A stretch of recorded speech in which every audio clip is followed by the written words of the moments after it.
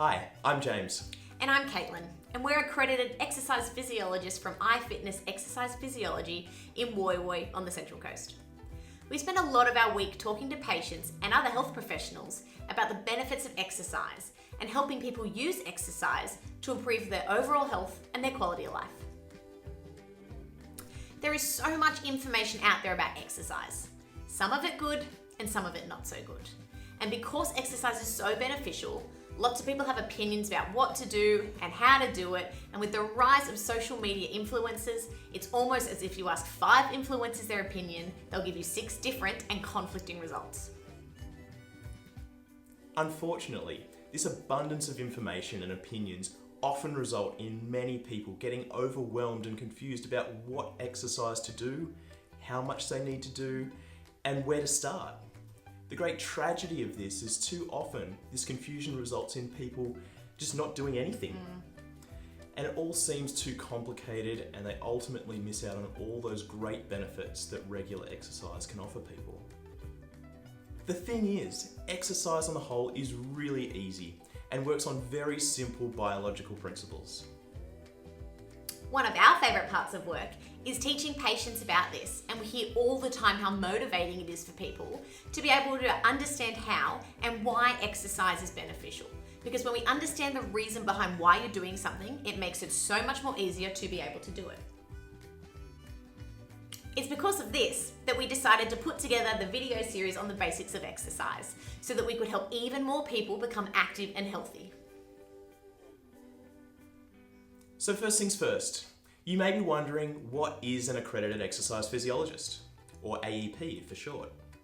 AEPs are university-trained allied health professionals that specialise in how the body responds to activity of all kinds in both states of health as well as disease and injury. We use a high level of knowledge in anatomy, human physiology, which is how the body works, pathophysiology, which is the function of disease and injury, and biomechanics, which is how the body moves and operates within the laws of physics. We use these things to exploit the body's amazing ability to increase its strength, its aerobic capacity, recover from surgeries and injuries, as well as thrive in the face of chronic disease. So what is exercise? We find that it is helpful to divide activity into 2 sections, incidental and exercise. Incidental activity is any activity you do as part of your normal daily requirements, like walking up steps if you have a 2-story house, mowing the lawn, doing the shopping, and if you have an active job or you look after kids or grandkids. This is all incidental activity. When we talk about exercise, we're referring to that which is planned and structured. It's done with the purpose of improving some aspect of your health. It's done for a length of time and an intensity that is sufficient to achieve this.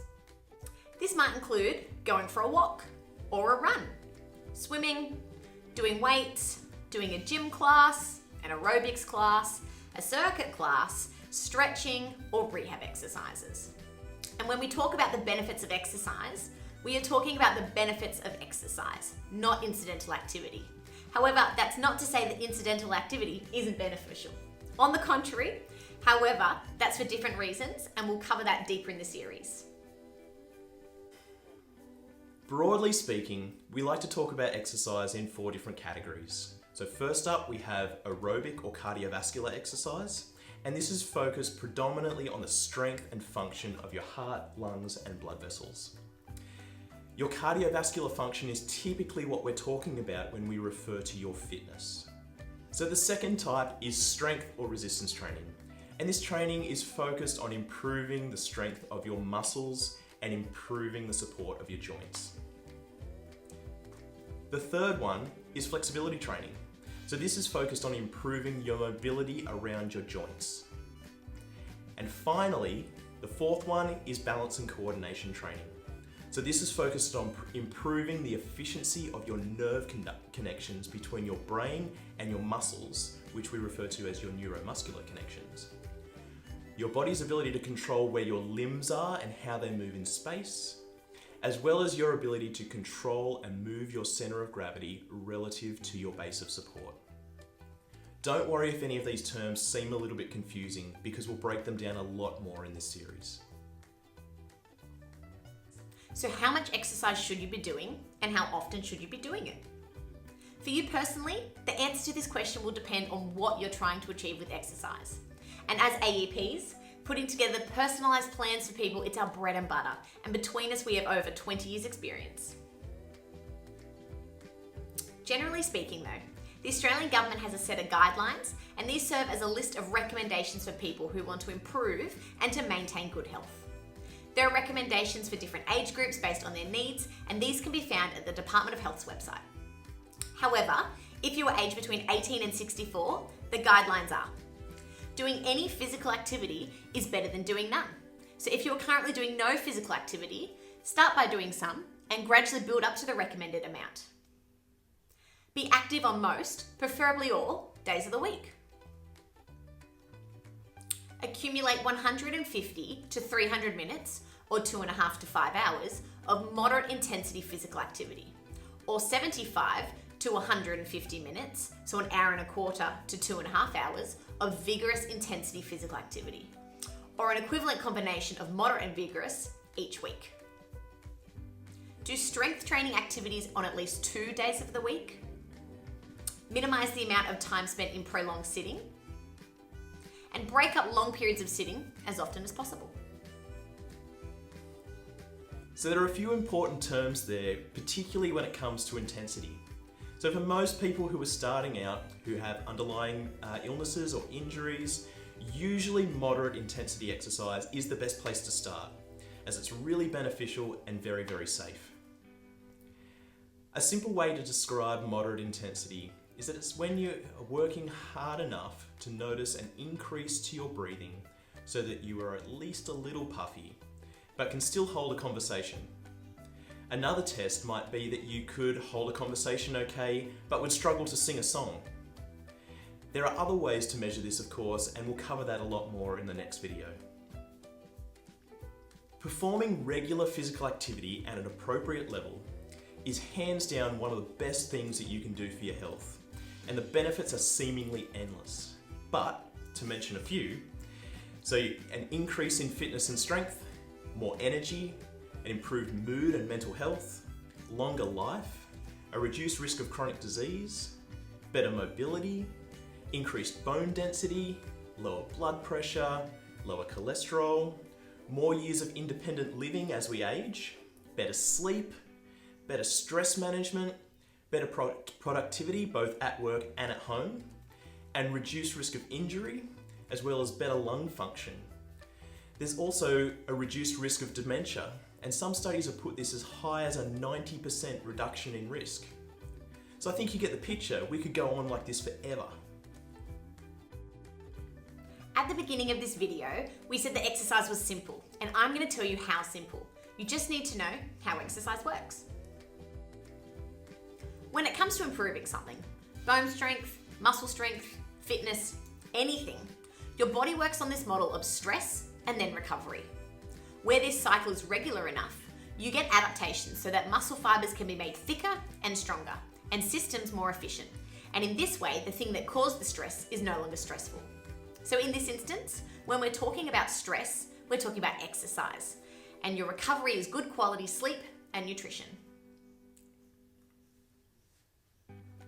Simply put, without stress, there is no need to recover or adapt. Without recovery, there's just constant stress, which results in tissue breakdown and injury, and therefore no adaptation. Where the stress is irregular, there is also no reason for the body to invest the resources, which in this case is energy, required to adapt to that stress.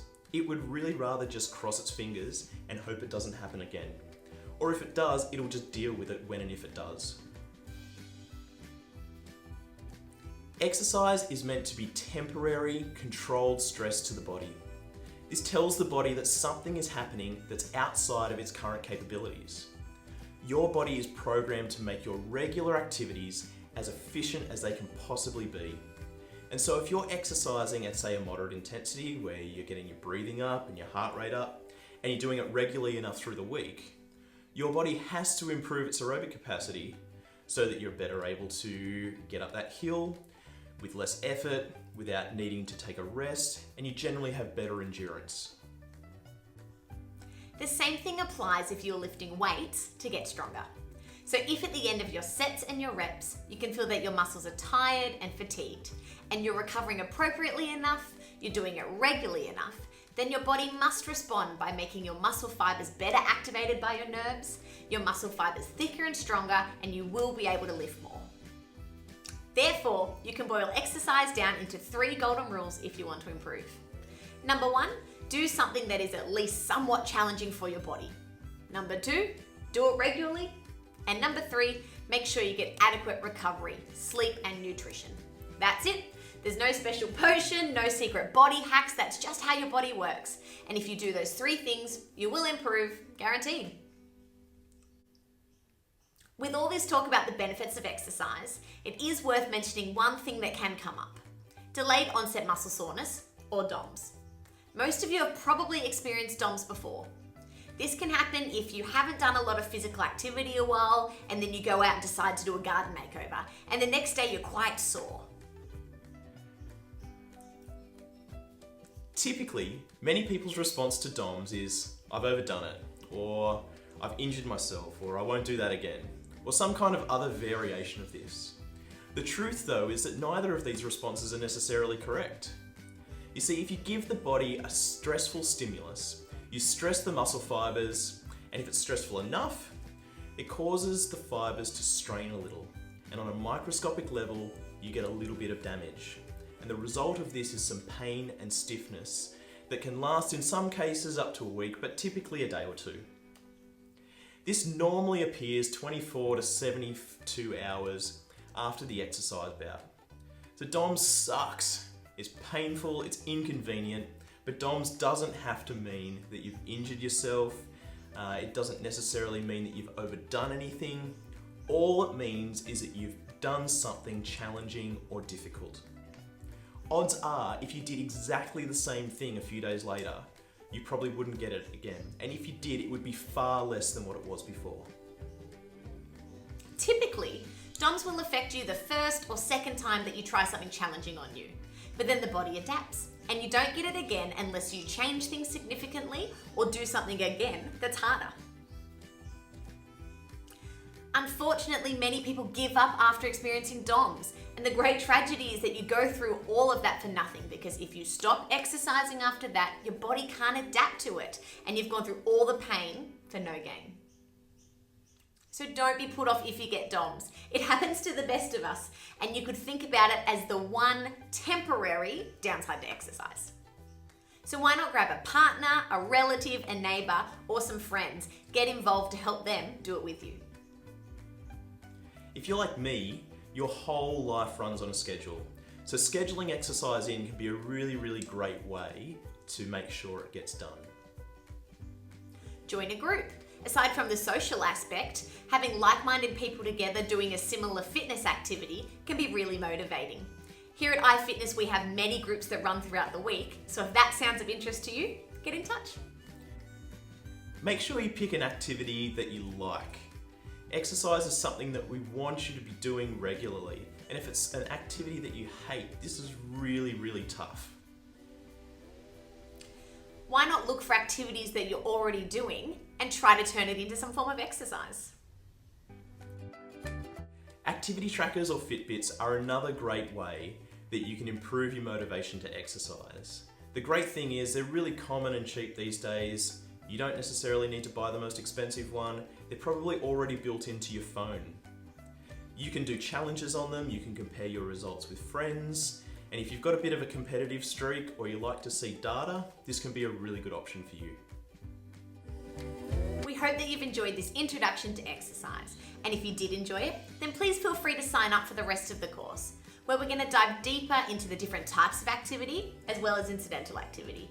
And if you know that your friend or family member would benefit from this as well, then feel free to share it with them too.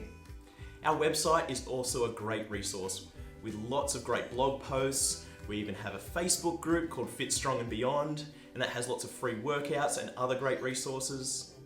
If you'd like some specialised one-on-one help, personalising your exercise to help overcome barriers, or you'd like to join one of our exercise groups, please get in contact with us and we would love to discuss how we can help.